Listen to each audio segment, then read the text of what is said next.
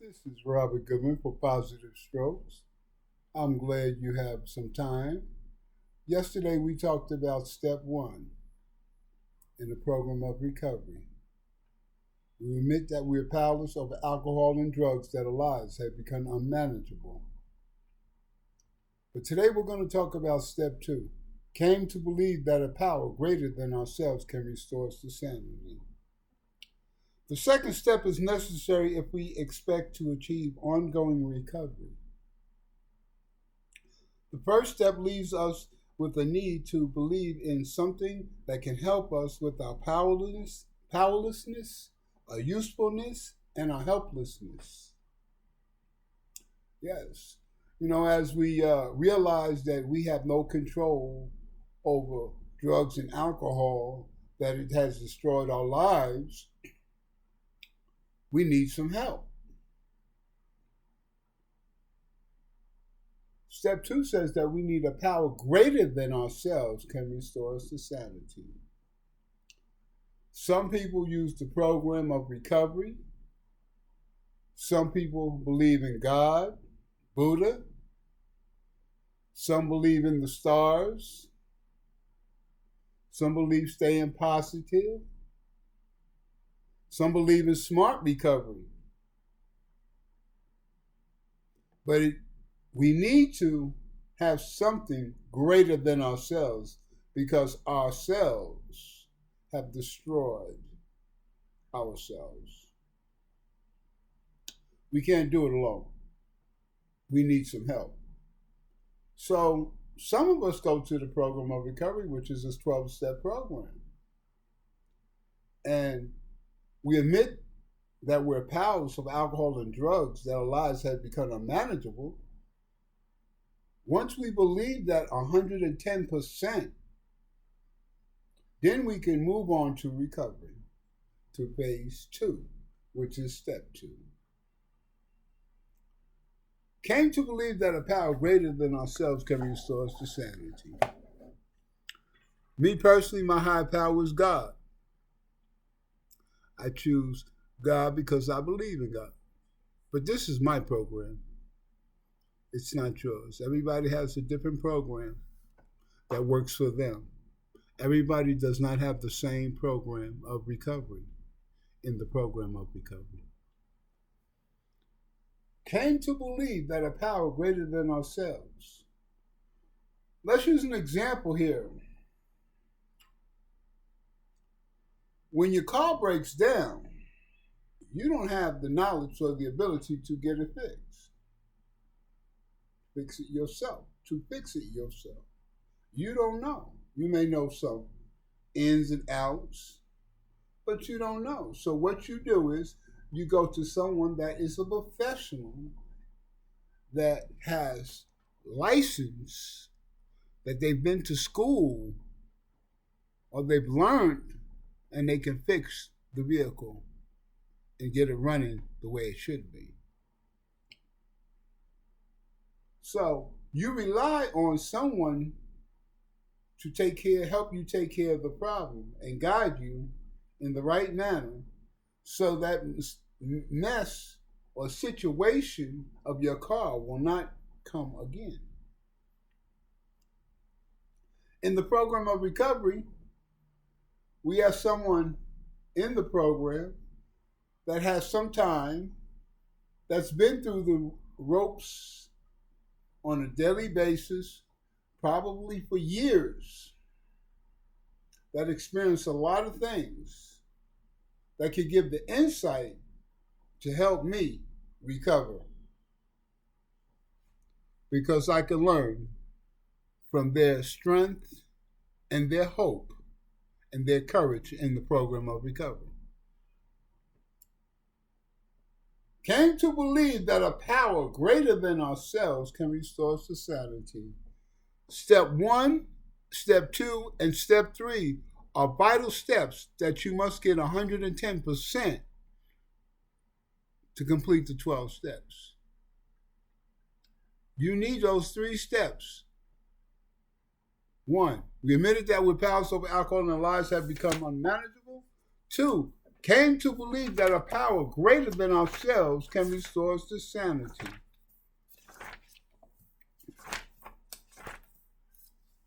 And number three, we made a decision to turn our will and our lives over to the care of God as we understood Him.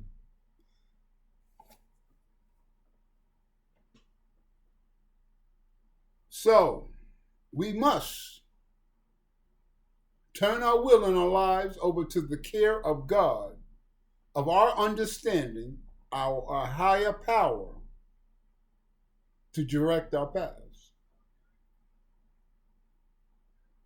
Because the way we directed our paths wasn't good. We was caught in a vicious cycle of using and abusing. We was in survival mode for 110%. We was totally in survival mode. We were not living. A matter of fact, our world got smaller. Our association. We associate with the people that got high, that had the drugs, so we can buy the drugs.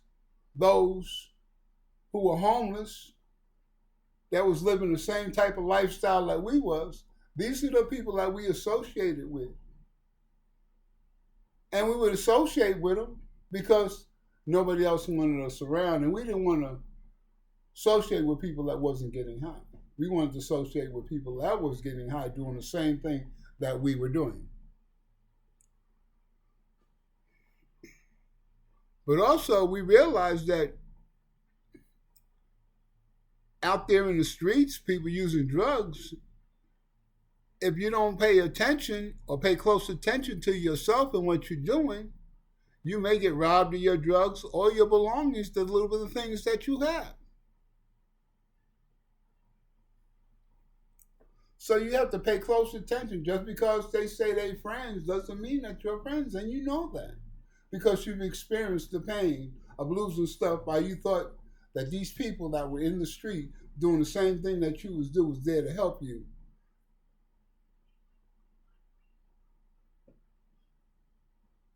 So we need a power greater than ourselves. We need something that's tangible, that could change our direction and allow us to open our hearts and our minds to a different way of life.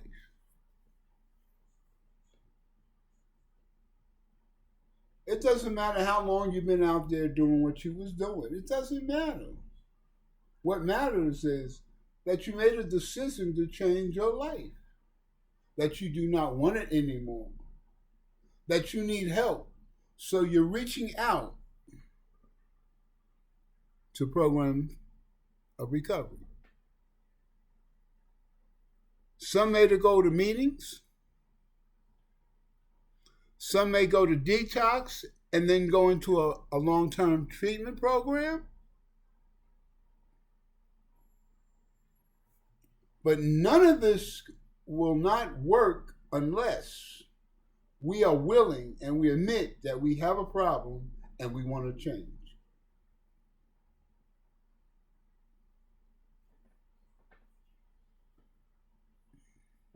I want to flip this for a minute on everyday living. You know, the program, the 12-step program, can be used in everyday living for people that are not even using and abusing drugs.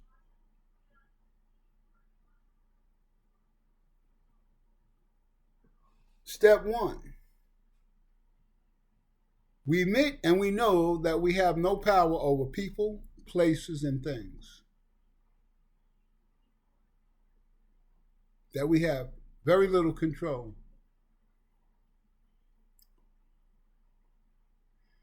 We could try to manipulate.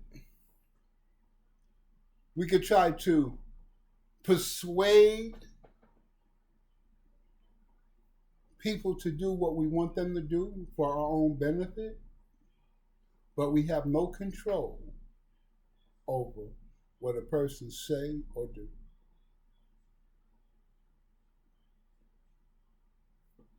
Example, you go to work and this guy that you work with, he doesn't come in again, so your boss lays his work on yours on top of what you have to do. But they haven't fired him. And you're getting tired of doing his work.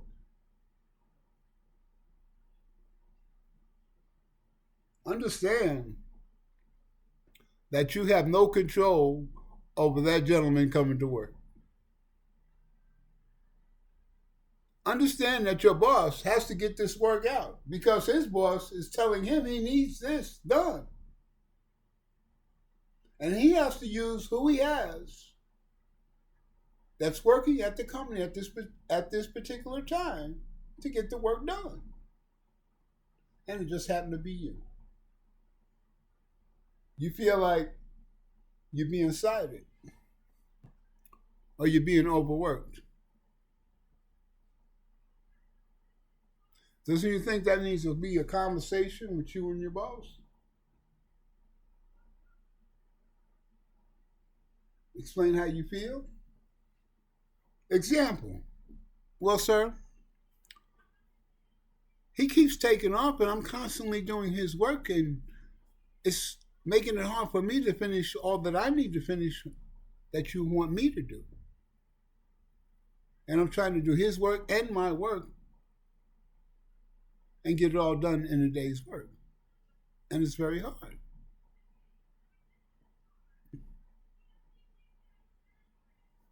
Can we find a solution to this problem? That's a conversation. You expressing how you feel, how it's affecting your work of getting your stuff done, and letting him know that you understand that this is an ongoing problem that you're having.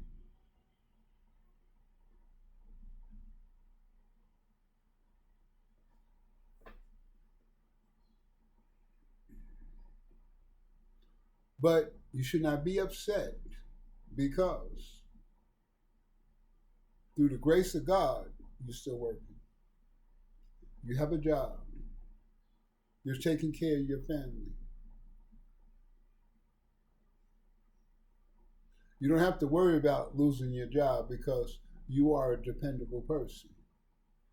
You're not only doing your work, but you're doing other people's work that choose not to come to work. So you become an asset to the company. Look at it in a different light. The more he mess up and the more you do of his, the more knowledge you know about the company and what needs to be done. That means that you can approach him and see if you can get a raise. Or he may approach you and offer you a better position of management or supervisory position because you are dependable and you are reliable.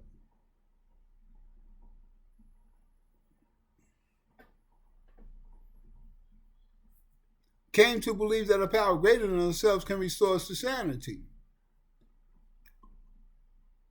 We can't control the other person not coming to work, but we went to a superior to express our concerns. And he has the power to help me out.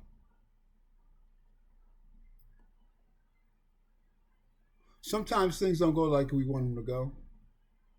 Life is in session at all times. So it doesn't seem like it's going to always go our way.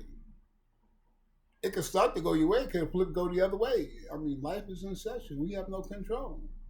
But we have a control how we react to these things that happen to us.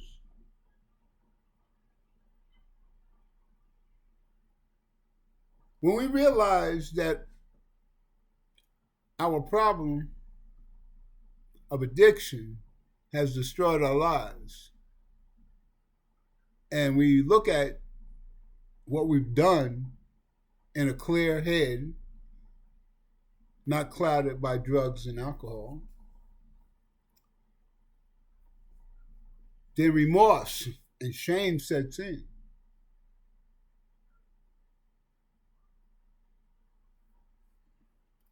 But here's the thing. What you need to do is to pat yourself on the back. Because you took the first steps of saving yourself from destroying yourself, ending up in jails, institutions, or death. You took the greatest step that you could ever take for yourself to move on, to overcome and conquer what's been destroying you for so long.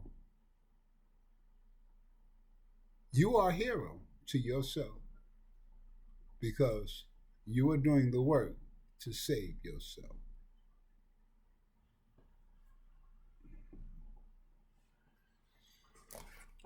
I want to sit down and I just want to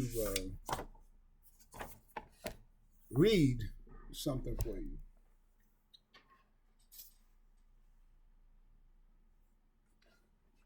As addicts, we turn our will and our lives over many times to destructive power.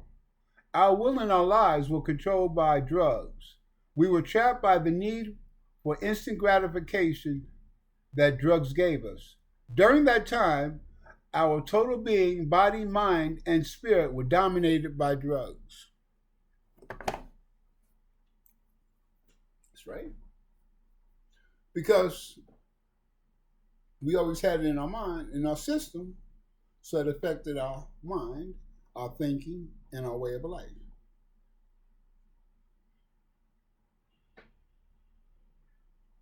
We were so wrapped up in the getting and the using,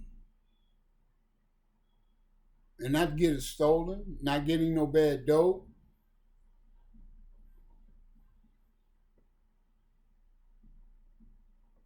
We isolated ourselves because we realized when we isolated ourselves, we didn't have to share our drugs with anybody, and we would have it all to ourselves.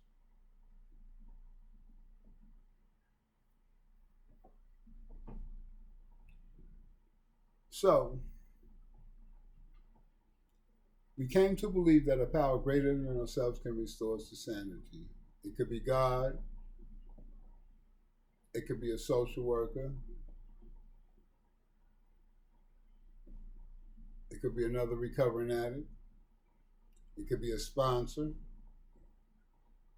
it could be church, it could be God as the way you look at it, being spiritual, or it could be another human being.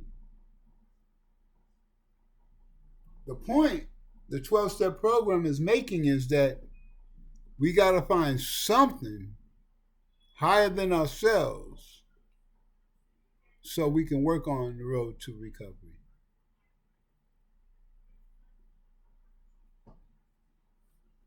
Tomorrow we're going to talk about step 3. Made a decision to turn our will and our lives over to the care of God as we understood Him. The way we perceive God, the way we look at Him, the way our spiritual being look at Him. You know, the funny thing is, a lot of people that are involved in the 12-step program start out shunning God. But after they've worked all 12 steps, they come to realize that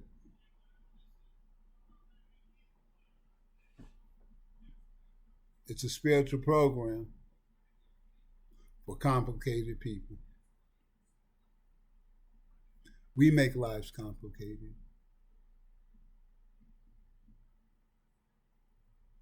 We look at things and we make it complicated. I've made my life complicated many times in my past.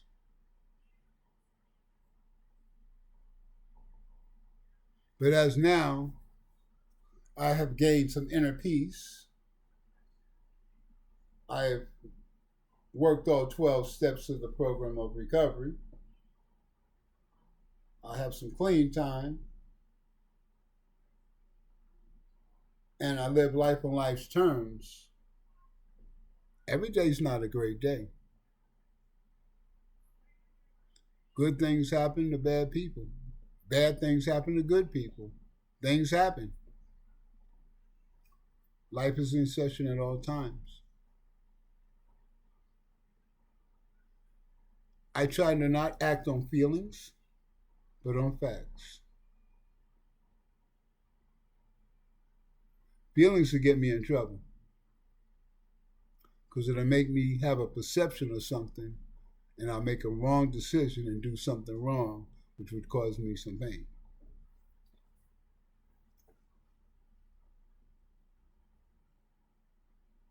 You are a hero. If you are trying to change your life, you are saving yourself and you are becoming a hero to yourself. Understand that as you recover, everybody doesn't come back and hug you and forgive you. There's going to be some that do, and there's not going to be some that don't. But that's okay.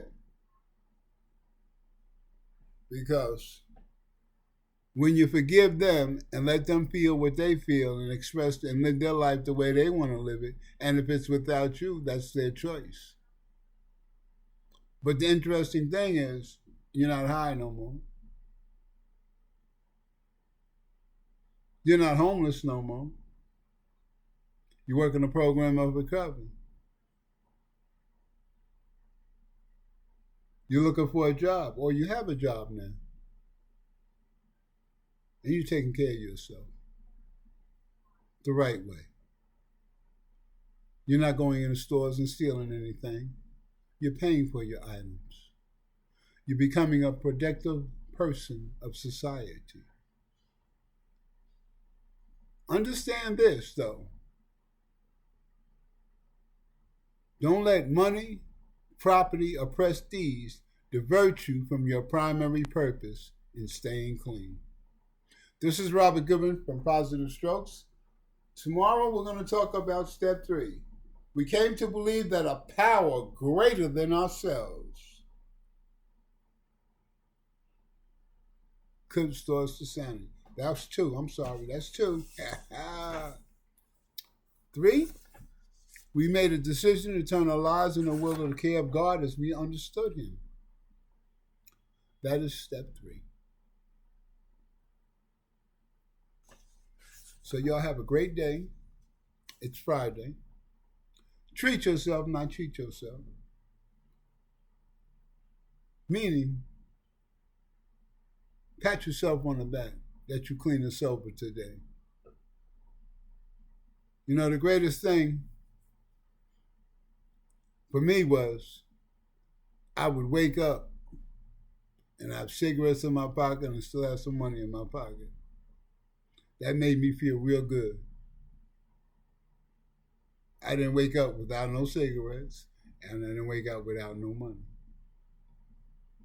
That makes me feel good inside. That I didn't give the dope man all my money. That I'm healthy and I'm not hungry.